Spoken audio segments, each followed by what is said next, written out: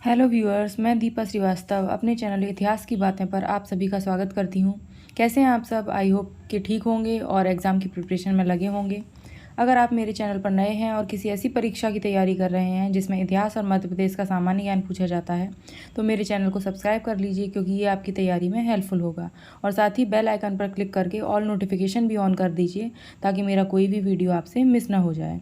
अगर आपके कोई फ्रेंड, रिलेटिव, कलीग ऐसे एग्ज़ाम की प्रिपरेशन कर रहे हैं जिसमें हिस्ट्री और एमपीजी के पूछा जाता हो तो उनको भी मेरा चैनल और वीडियोस शेयर करें। अब हम मौर्यकालीन सामाजिक, धार्मिक, आर्थिक दशा एवं कला से संबंधित प्रश्नों को हल करने वाले हैं। पहला प्रश्न है, अर्थशास्त्र में कितने प्रकार के दासों का उल्लेख किया गया है? Option A 2, option B 4, option C 7, option D 9।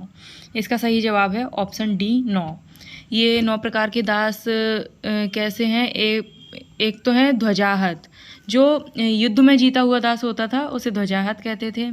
एक ग्रहजात, घर में दासी द्वारा उत्पन्न दास को ग्रहजात कहते थे। फिर उदरजात, पेट का दास। दायागत, पैतृक संपत्ति के रूप में प्राप्त होता था वो दास। क्रीत मानी खरीदा हुआ दास। लब्ध यानी अपने दान में प्राप्त हुआ दास लब्ध। आत्मविक्रय यानी अपने आप को बेचने वाला दास। और दंड प्रणीत यानी दंड के परिणाम स्वरूप बनाया गया दास। और अहितक, ऋण के बदले धरोहर के रूप में रखा गया दास। इस तरह से 9 प्रकार के दासों का वर्णन कौटिल्य ने अपने अर्थशास्त्र में किया है। ध्वजाहत, ग्रहजात, उदरजात, दायागत, क्रीत, लब्ध, आत्मविक्रयी, दंड प्रणीत और अहितक। अगला प्रश्न है प्रश्न क्रमांक 2, मौर्यकालीन समाज के संबंध में सत्य कथन चुनिए। स्त्रियों को प्रशासन में शामिल किया जाता था, पहला कथन। दूसरा कथन, स्त्री एवं पुरुष दोनों को विवाह विच्छेद का अधिकार था। इसके ऑप्शन ए केवल एक सत्य है, ऑप्शन बी केवल 2 सत्य है, ऑप्शन सी 1 और 2 दोनों सत्य हैं, ऑप्शन डी दोनों असत्य हैं। इसका सही जवाब है ऑप्शन सी 1 और 2 दोनों सत्य हैं। उस समय स्त्रियों को प्रशासन में भी शामिल किया जाता था और स्त्री और पुरुष दोनों को विवाह विच्छेद का भी अधिकार था। और विवाह विच्छेद को अर्थशास्त्र में कौटिल्य ने मोक्ष कहा है। मोक्ष नामक शब्द उन्होंने तलाक के लिए प्रयोग किया है। अगला है प्रश्न क्रमांक 3, मेगास्थनीज ने धार्मिक व्यवस्था में हेराक्लीज की चर्चा की है, जिसका साम्य किस भारतीय देवता से माना गया है? Option A Shiva, option B Ram, option C Krishna, option D Vishnu. इसका सही जवाब है ऑप्शन सी कृष्ण। अगला प्रश्न क्रमांक 4, मौर्य काल में महाजनों का संगठन क्या कहलाता था? ऑप्शन ए श्रेणी, ऑप्शन बी निगम, ऑप्शन सी संघ, ऑप्शन डी सार्थवाह। इसका सही जवाब है ऑप्शन सी संघ। जो श्रेणी होती थी वो शिल्पियों के संगठन को कहा जाता था, निगम व्यापारियों के संगठन को कहा जाता था, और सार्थवाह जो व्यापारियों का काफिला होता था उसका मुखिया होता था, उसको सार्थवाह कहा जाता था। अगला है प्रश्न क्रमांक 5, मौर्यों की राजकीय मुद्रा क्या थी? ऑप्शन ए पण, ऑप्शन बी निष्क, ऑप्शन सी मासक, ऑप्शन डी कांकड़ी। इसका सही जवाब है ऑप्शन ए पण। ये चांदी की मुद्रा थी जो मौर्यों की राजकीय मुद्रा थी। इसके अलावा निष्क नामक सिक्के भी चलते थे जो सोने के होते थे, और मासक और कांकड़ी ये दोनों तांबे के होते थे। कांकड़ी तांबे की छोटी मुद्रा होती थी और मासक तांबे की थोड़ी बड़ी मुद्रा होती थी। अगला है प्रश्न क्रमांक 6, मौर्य काल में लिया जाने वाला प्रणय कर कब लिया जाता था? ऑप्शन ए विवाह के समय, ऑप्शन बी विवाह विच्छेद के समय, ऑप्शन सी सिंचाई कर, ऑप्शन डी आपातकालीन कर। इसका सही जवाब है ऑप्शन डी आपातकालीन कर। ये जो होता था वो 1/3 या 1/4 होता था लगभग, और जो सिंचाई कर होता था उसको उदक भाग कहा जाता था। अगला है प्रश्न क्रमांक 7, मौर्य काल में क्षौम किस प्रकार का वस्त्र था?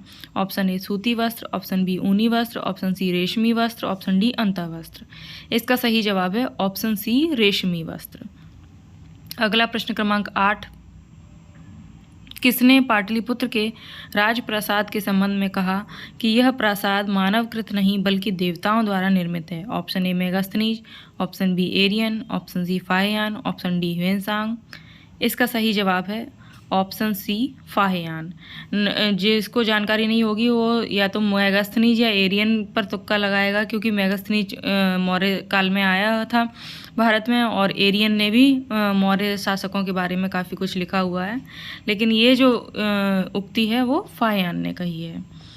अगला है प्रश्न क्रमांक 9, रुम्मिनदेई स्तंभ के शीर्ष पर किसकी आकृति मिलती है? ऑप्शन ए सिंह, ऑप्शन बी हंस, ऑप्शन सी मयूर, ऑप्शन डी अश्व। इसका सही जवाब है ऑप्शन डी अश्व। अगला प्रश्न क्रमांक 10, मौर्यकालीन चामर ग्राहिणी यक्षिणी की मूर्ति कहाँ से प्राप्त हुई है? Option A Mathura, option B Patna, option C Orissa, option D Besnagar. इसका सही जवाब है ऑप्शन बी पटना। पटना के दीदारगंज से चाम्रग्रहणी की यक्षिणी की मूर्ति प्राप्त हुई है और उड़ीसा में धौली से हाथी प्राप्त हुआ है, वो भी मौर्यकालीन कला का नमूना है। अगला है प्रश्न क्रमांक 11। नागार्जुनी पहाड़ियों में आजीवकों को 3 गुफाएं किसने दान की? Option A Ashoka, option B Samprati, option C Jalok, option D Dasharatha. इसका सही जवाब है ऑप्शन डी दशरथ। दशरथ जो था अशोक का पुत्र था और ये आजीवक संप्रदाय का अनुयायी था। इसने नागार्जुनी पहाड़ियों में आजीवकों को 3 गुफाएं दान में दी थी। इसके अलावा अशोक ने बराबर की पहाड़ियों में गुफाएं दान में दी थी, 4 गुफाएं। और ये जो संप्रति थे ये पश्चिमी क्षेत्र में शासन था इसका, और पूर्वी क्षेत्र में दशरथ का शासन था, और जालोक का कश्मीर में शासन था। ऐसा कल्लड़ की राजतरंगिणी में उल्लेख मिलता है। अगला है प्रश्न क्रमांक 12। मौर्य काल में प्रवेश आयात कर कितना होता था? Option A 5%, option B 10%, option C 15%, option D 20%। इसका सही जवाब है ऑप्शन डी 20%।